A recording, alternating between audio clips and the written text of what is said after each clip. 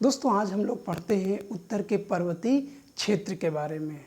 उत्तर का पर्वतीय क्षेत्र पिछली क्लास में भी हमने डिफाइन किया था और जब वहाँ पे डिफाइन किया था तो वो हिमालय के रेंज के आधार पर डिफाइन किया था और आज हम लोग डिफाइन कर रहे हैं नदी घाटियों के आधार पर।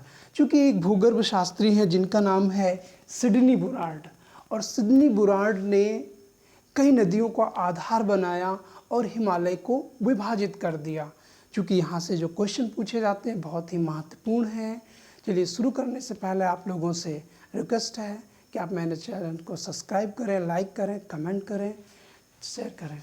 चलिए देखते हैं एक एक क्वेश्चनों का एक्सप्लेन करते हैं।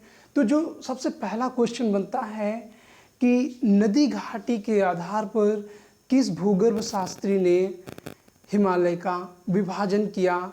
तो इसमें पहला नाम आता है, एक नाम आता है जिनका नाम है सिडनी बुरार्ड और ये पूछा जाता है ये क्या थे। तो ये भूगर्भ शास्त्री थे। क्या थे? भूगर्भ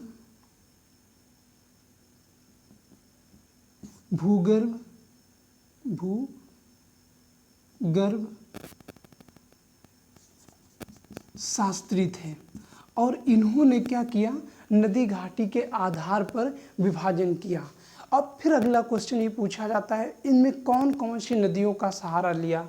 तो इसमें से कई नदियां हैं जिनमें से सिंधु, सतलज, काली, तीस्ता और ब्रह्मपुत्र। तो कितनी नदियां हैं? 5 नदियां। और इन 5 नदियों के आधार पर इन्होंने पूरे हिमालय रेंज को विभाजित करके रख दिया। तो इसमें ये क्वेश्चन पूछा जाता है कि सिंधु और सतलज के बीच कौन सा रेंज आता है, उसको किस नाम से जाना जाता है। सतलज और काली के बीच में कौन सा क्षेत्र आता है, कौन कौन सी नदियां यहाँ से निकलती हैं। काली और तीस्ता के बीच में कौन सा क्षेत्र है, सबसे ऊंची पर्वतमाला यहाँ पर कौन सी है।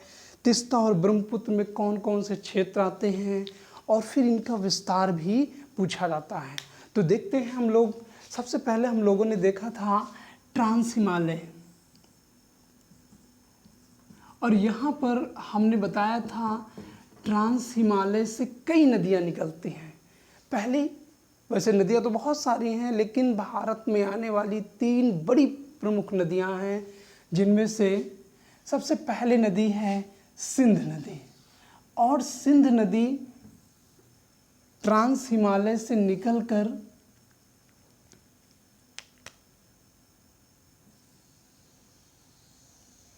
लद्दाख होते हुए पाकिस्तान पहुंच जाते हैं और इस नदी का क्या नाम है? सिंधु नदी। और ये पाकिस्तान है। तो कहाँ से निकलती है? ट्रांस हिमालय के पास से निकलती है। सिंध खवानी, जिसको हम नदी के बारे में जब समझेंगे तो बताएंगे। तो ये लद्दाख होते हुए कहाँ पहुँच जाती है? पाकिस्तान। और दूसरी यही मानसरोवर झील पड़ती है। यहीं पर एक नदी और निकलती है जिसका नाम है सतलज। और सतलज नदी जो है हिमाचल प्रदेश होते हुए, पंजाब होते हुए ये पाकिस्तान में, ये पाकिस्तान है और ये क्षेत्र पड़ता है मिठानकोट। तो एक बार क्वेश्चन पूछा गया है कि जो सतलज नदी है पाकिस्तान में कहाँ पर मिलती है सिंधु से? तो मिठानकोट से।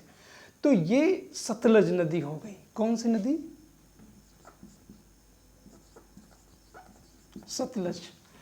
और इस बीच को किस नाम से जाना जाता है? इस क्षेत्र को, यहाँ पर कई पर्वतमालाएं हैं ऐसे करके, जास्कर, हिमाचल और कई हिमालय रेंज हैं। और इस क्षेत्र को कहा जाता है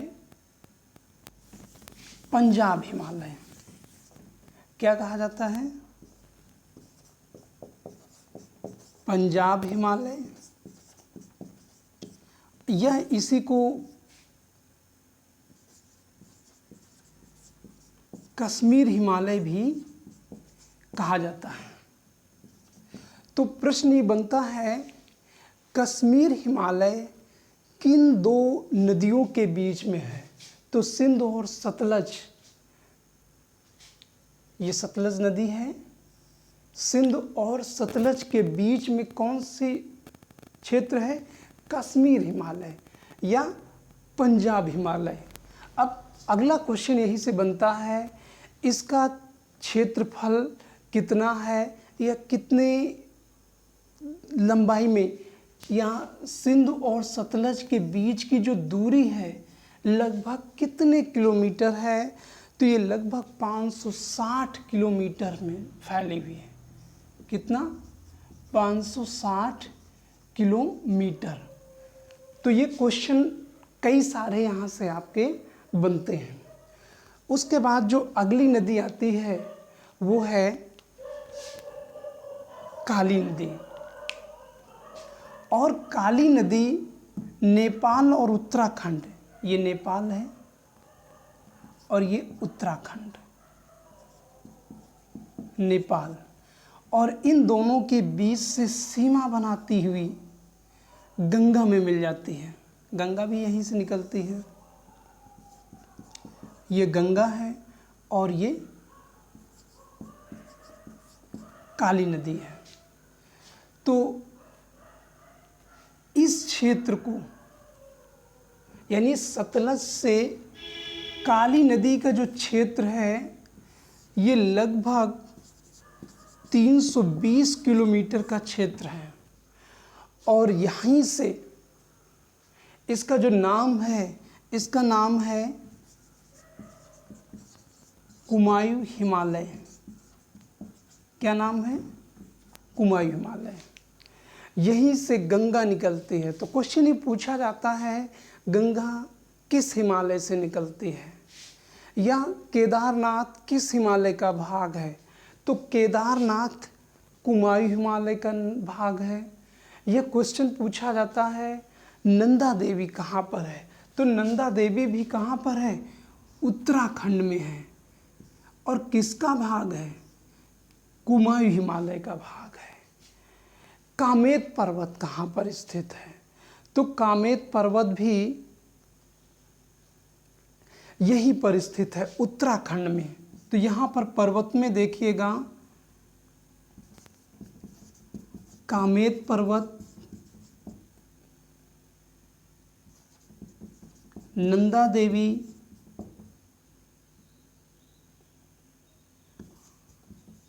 बद्रीनाथ,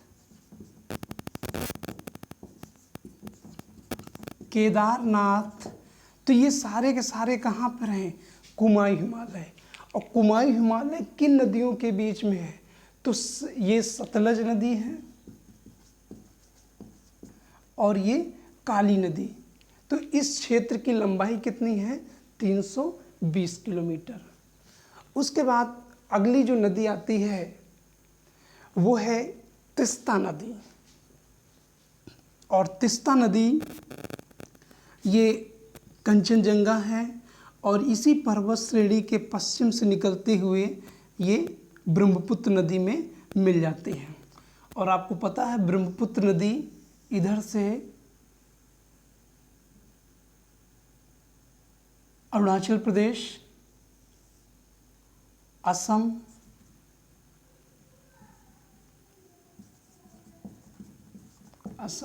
अरुणाचल प्रदेश, असम होते हुए ये आके यहाँ बांग्लादेश के पास मिल जाते हैं। तो ये जो क्षेत्र है काली नदी से लेके तीस्ता तक, ये पूरा क्षेत्र कहलाता है नेपाल हिमालय। तो प्रश्न ये बनता है कि दुनिया की जो सबसे ऊंची चोटी है वो कहाँ पर है? तो वो नेपाल में है। और इसकी अगर लंबाई देखी जाए तो इसकी लंबाई लगभग 800 किलोमीटर है। कितनी है?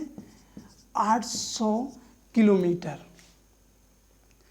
तो बड़े एक सबसे ज़्यादा अगर विस्तृत क्षेत्र देखा जाए तो किस हिमालय पड़ जाता है? नेपाल हिमालय। चूँकि ये इस क्षेत्र में नेपाल देश ही है, तो पूछा जाता है नेपाल हिमालय के पूर्व में कौन सी नदी है? तो तीस्ता नदी है। नेपाल हिमालय के पश्चिम में कौन सी नदी है? तो काली नदी है। नेपाल हिमालय की सबसे ऊंची चोटी कौन सी है? तो यहीं पे माउंट एवरेस्ट है। Mount Everest.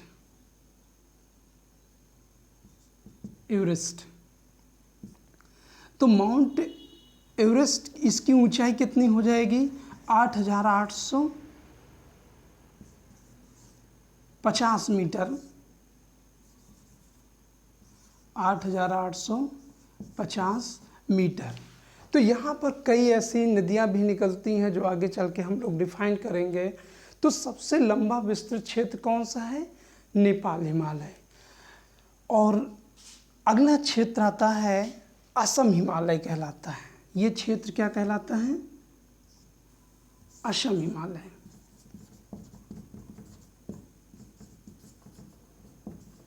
अब पहला प्रश्न बनता है, असम हिमालय किन नदियों के बीच में फैला है? तो असम हिमालय तीस्ता और अरुणाचल प्रदेश के बीच में फैला है। इसकी लंबाई कितनी है? तो इसकी लंबाई लगभग 720 किलोमीटर के आसपास है।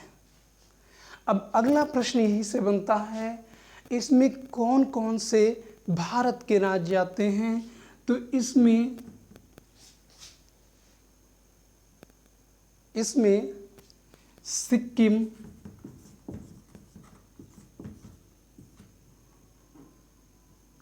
पश्चिम बंगाल,